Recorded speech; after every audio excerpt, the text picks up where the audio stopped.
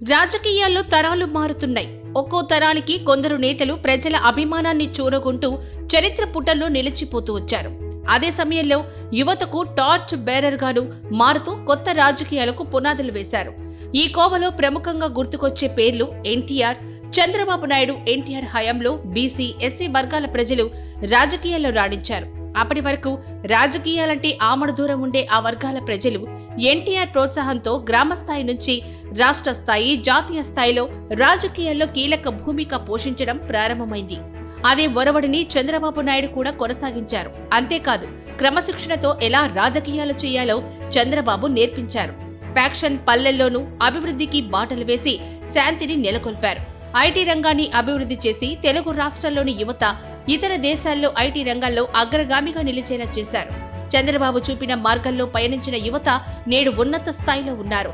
అయితే గడిచిన 5 ఏళ్లు అధికారంలో కొనసాగిన వైఎస్ జగన్ మోహన్ రెడ్డి మాత్రం రాజకీయాల అంటే కొట్టుకోవడం, బూతులు తిట్టడం అన్నట్లుగా మార్చేశారు.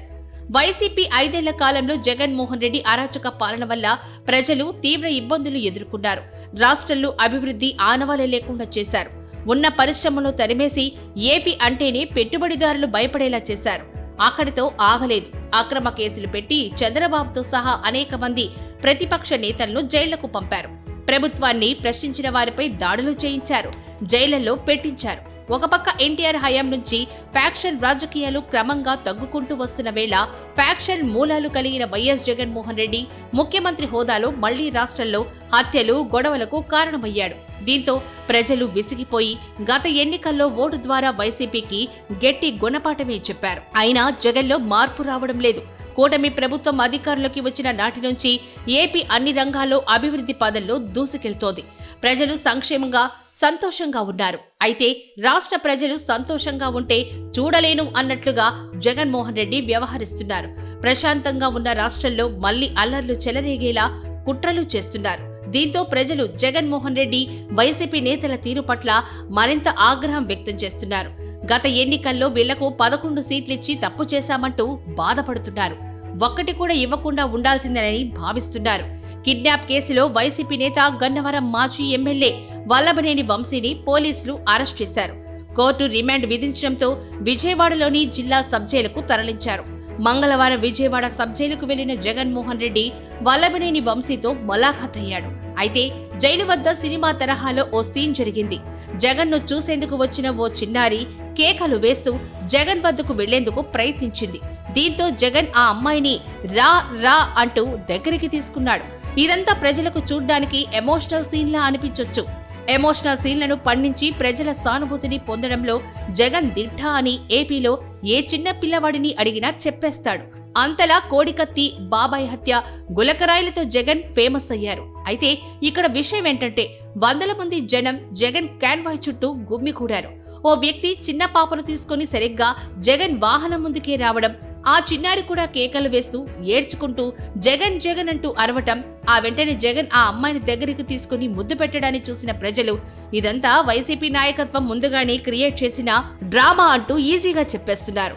సోషల్ మీడియాలో నెటిజన్లు తెగ ట్రోల్ చేస్తున్నారు.